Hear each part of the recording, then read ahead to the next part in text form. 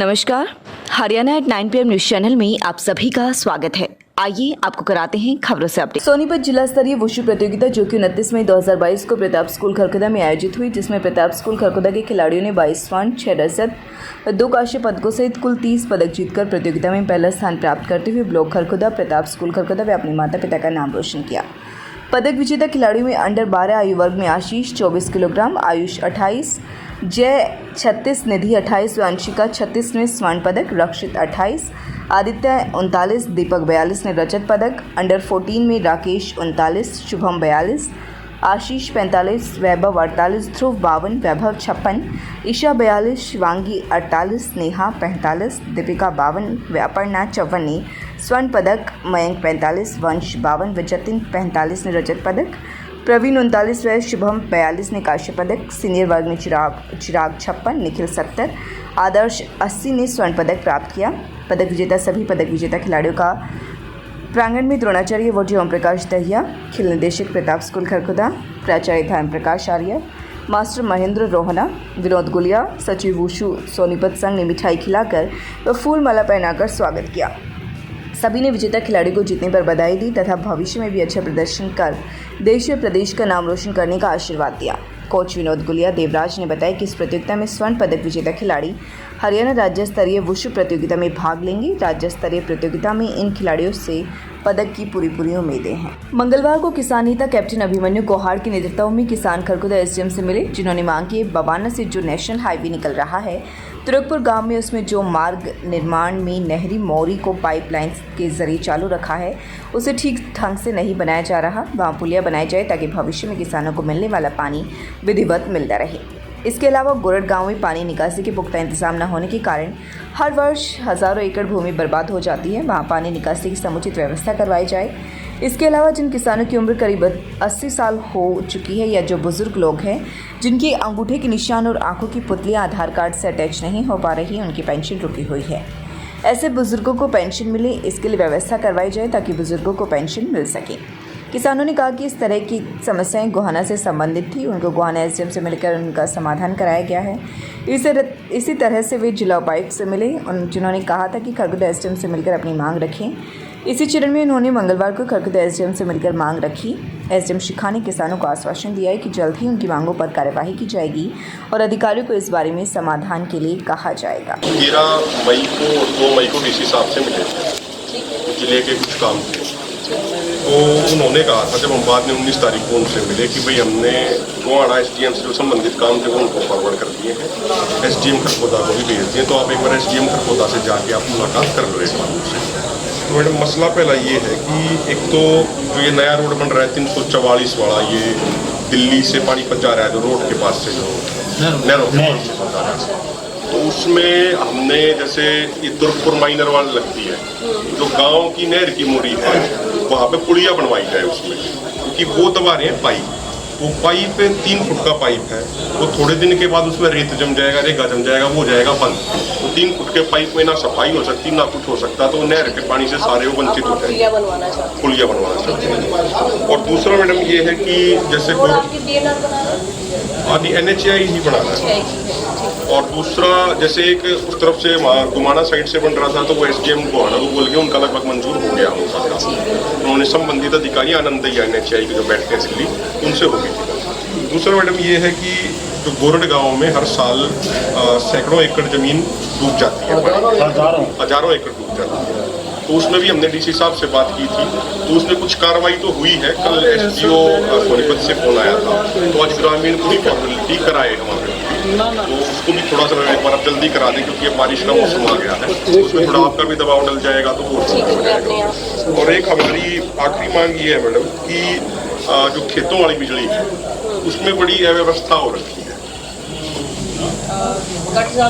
Cut 5 घंटे देते हैं, 5 घंटे में भी 2 घंटे शाम को दे दी, 2 घंटे फिर सुबह दे दी। अब 2 बीघे एक बार भर गए, 2 बीघे अगले दिन भर गए, तो उसमें किसान बहुत परेशान हो रहे हैं। तो वो 8 घंटे सुनिश्चित कराई जाए। और आखिरी मांग ये है, ये तमाम गाँवों की है जो बुजुर्ग हो गए जो, तो बुजुर्गों की अब जैसे कोई 80 85 90 साल का हो गया, तो जो उसकी पेंशन बनती थी, पेंशन जो उसको मिलती थी ना, तो उसके अंगूठे मैच कर पाते हैं, वो ये मिट जाती है इनके लाइफ। अच्छा, आंख वाला भी वो करते हैं, वो उसको मैच नहीं कर पाते हैं, उसको पकड़ता ही नहीं है वो। तो उसका 4-4 महीने से हर गांव में 10-10 20-20 केस ऐसे हैं कि 4-4 महीने से उनकी पेंशन बंद है। तो उसमें आप कुछ भी तरीका निकालिए, आप कुछ ये तो पुलिस से मिलता है। हाँ, आप मतलब ऊपर तक ये पहुंचाइए भाई, डॉक्यूमेंट उनके चेक करा लो और कुछ करा लो। अब जिनके लिए वो योजना बनाई गई थी, अगर उनको ही लाभ नहीं पहुंचेगा तो उसका कोई फिर अर्थ नहीं रहेगा। तो ये तो मैडम हमारा एक मेमोरेंडम है। आ जाओ सब, ये दे देंगे सब, आ जाओ। हाथ लगा दो आप।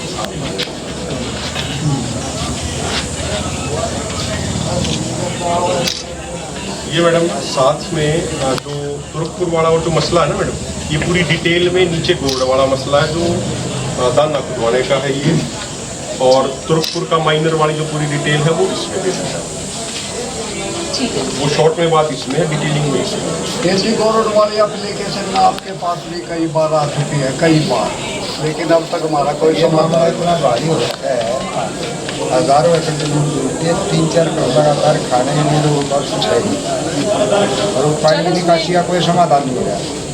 कंसर्न विभाग, इरिगेशन विभाग ने कार्रवाई कर दी है, क्या प्रपोजल बनाया है नहीं बनाया, मैं कंसर्न विभाग से अधिकारी। एक मैम जो पुली है ना, तो ये इधर ये तुर्कपुर गाँव की तरफ माइनर वाली, तो पुली दे रहे हैं काफ़ी दिन से। उनमें पाइपों वाला तो बना दिया, कह रहे हैं पुली बनाएंगे पुली बनाएंगे पुली बनाएंगे, ना 1 साल से खुदवाया जोड़ से।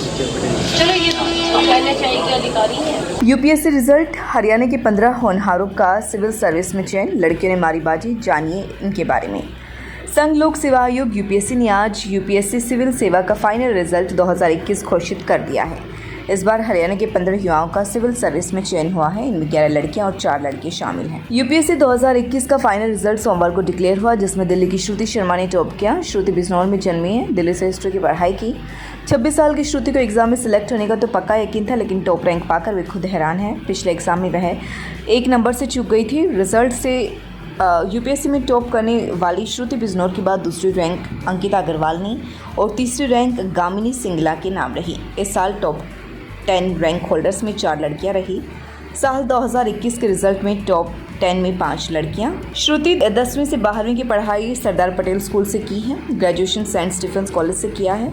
पोस्ट ग्रेजुएशन के लिए जवाहरलाल यूनिवर्सिटी में एडमिशन लिया, लेकिन डिग्री हासिल करने के लिए Delhi school of economics DSC में दाखिला लेने के लिए JNU छोड़ दिया।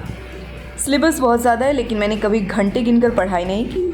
स्टडी मटेरियल को सीमित करने की चुनौती सबसे बड़ी है। मैं सिर्फ और अपने नोट्स पर फोकस करती। 2 रुपये के चक्कर में रेलवे को देने पड़े 2.43 करोड़ रुपए। दिल्ली में तूफान से तबाही, दीवारों से AC उखड़े। दिल्ली में अचानक आई तूफान ने तबाही मचा दी। सैकड़ों पेड़, होर्डिंग, यहाँ तक कि दीवारों से AC उखड़कर जमीन पर आ गिरे। पालम में हवा की रफ्तार 104 किलोमीटर तक रिकॉर्ड की गई। पेड़ उखड़ने से कई कारें और बसें दब गईं। अब बात एक जिद की। रेलवे ने कोटा के सुजीत स्वामी के 2 रुपये नहीं लौटाए। सुजीत इसके लिए लड़ते रहे और करीब 3 लाख और लोगों को उनका पैसा दिलाकर ही मानी। रिफंड की रकम 2.43 करोड़ रुपए होती है। OR1 उत्तर भारत का एकमात्र आधुनिक एवं 3D 4K कैमरा तकनीक वाला ऑपरेशन थिएटर कॉम्प्लेक्स अब सोनीपत के टुलिप हॉस्पिटल में। 3D 4K कैमरा की विशेषताएं। 3D 4K कैमरे से ऑपरेशन करते समय शरीर के अंदरूनी अंग व नसें बिल्कुल स्पष्ट दिखाई देती हैं, जिसकी वजह से सर्जरी सटीकता एवं कम समय में होती है। बिरला इंटरनेशनल स्कूल पूरी तरह इंग्लिश का एकमात्र विद्यालय। 7 एकड़ campus, digital classroom, physics, chemistry lab, geography, computer lab, robotic lab, परिसर पूरी तरह से CCTV की निगरानी में। मेरा नाम कुणाल है, मैं प्रताप स्पोर्ट्स स्कूल में पढ़ता हूँ। मैं गुरुग्राम का रहने वाला हूँ। मैंने डिस्ट्रिक्ट में गोल्ड मेडल प्राप्त किया। इससे पहले मैंने नेशनल में भी गोल्ड मेडल प्राप्त किया था। और मैं हॉस्टल छात्रावास में भी रहता हूँ। यहाँ पर अच्छी डाइट प्रॉपर मिलती है और यहाँ पर इंटरनेशनल लेवल की सुविधा है सारी। लगातार खबरों से बनी रहने के लिए चैनल को लाइक, सब्सक्राइब और शेयर जरूर करें। धन्यवाद।